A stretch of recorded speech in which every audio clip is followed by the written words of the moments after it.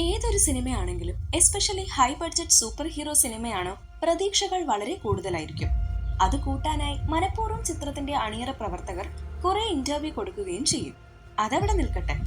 രണ്ട് കാലഘട്ടത്തിൽ നടക്കുന്ന കഥയിൽ കങ്കുവയായും ഫ്രാൻസിസ് എന്ന കഥാപാത്രമായും സൂര്യ അഭിനയിക്കുന്നുണ്ട്.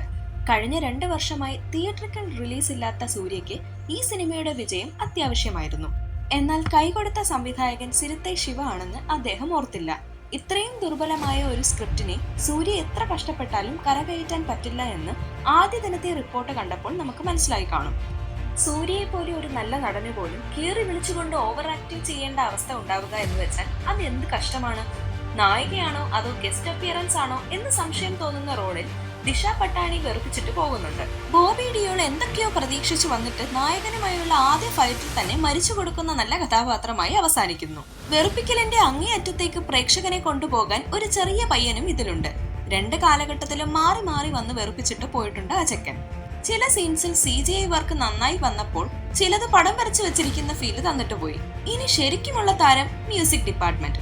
ദേവി ശ്രീ പ്രസാദ് ചെയ്തു വെച്ചിരിക്കുന്ന BGM ആദ്യ പകുതിയിൽ ചിത്രത്തെ അല്പമെങ്കിലും എൻഗേജിംഗ് ആക്കുന്നുണ്ട്. എന്നാൽ 2ാം പകുതിയിൽ ചെവി അടപ്പിക്കുന്ന രീതിയിൽ എന്തൊക്കെയോ കാണിച്ചു കൂട്ടിയിരിക്കുന്നു.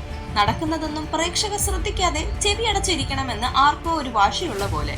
യോളോ എന്ന പാട്ട് മാത്രം തുടക്കത്തിൽ കണ്ടിരിക്കാൻ നല്ല രസമുണ്ടായിരുന്നു. സിനിമയുടെ മൊത്തത്തിലുള്ള ഗ്രാഫ് എടുത്താൽ അത് പാതാളവും കഴിഞ്ഞ് താഴേക്കൊരു യാത്രയാണ്.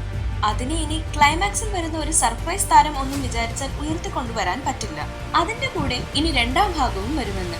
എന്തിന്? ആർക്കു വേണ്ടി? പ്ലീസ്, സൂര്യയുടെ നല്ല കുറച്ച് സിനിമകൾ മനസ്സിലുണ്ട്, അത് അവിടെ തന്നെ ഇരുന്നോട്ടെ. പിന്നെ തുടക്കത്തിൽ പറഞ്ഞ് കാസ്റ്റ് ആൻഡ് ക്രൂ കൊടുത്ത ഓവർ പ്രതീക്ഷ. 2000 കോടി കിട്ടുമല്ലേ ഇതിന്?